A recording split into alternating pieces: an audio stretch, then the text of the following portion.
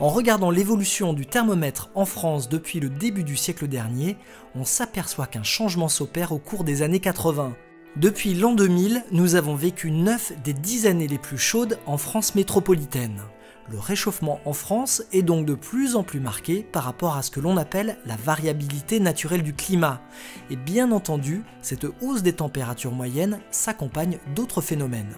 Alors, cette évolution des températures sur la France s'accompagne également d'une évolution des phénomènes extrêmes comme les vagues de chaleur ou les vagues de froid. Pour les vagues de chaleur, on observe une augmentation de la fréquence et de l'intensité de ces événements. Ainsi, par exemple, sur les 17 événements majeurs qui ont touché la France depuis 1960, un seul s'est produit avant 1980, alors que les 16 autres ont eu lieu après 1980. De leur côté, les vagues de froid perdent du terrain. Seulement un tiers d'entre elles a touché la France après 1980, ce qui n'exclut pas de rencontrer des vagues de froid extrêmes à l'avenir.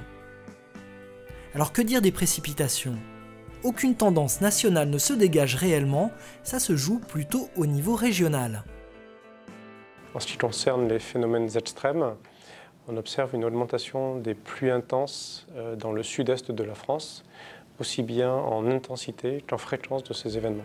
Qui dit augmentation de la température de l'air dit sécheresse. Elle est en augmentation en France depuis 1960. Cette augmentation de la sécheresse se traduit aussi par une augmentation des surfaces touchées par les sécheresses, puisque dans les années 60, environ 5% du territoire français était touché en moyenne chaque année, alors que dans les années 2000, la fraction du territoire touché par les sécheresses est de l'ordre de 10%.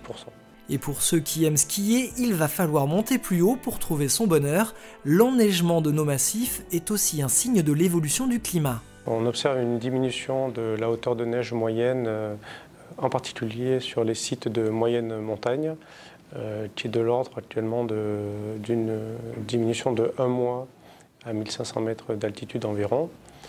On observe également en montagne d'autres signes de l'évolution climatique, en particulier pour les glaciers de montagne, dont certains ont perdu jusqu'à 50% de leur surface. On citera par exemple le cas du glacier d'Ossou dans les Pyrénées, dont la superficie est passée de 110 à 46 hectares depuis 1850.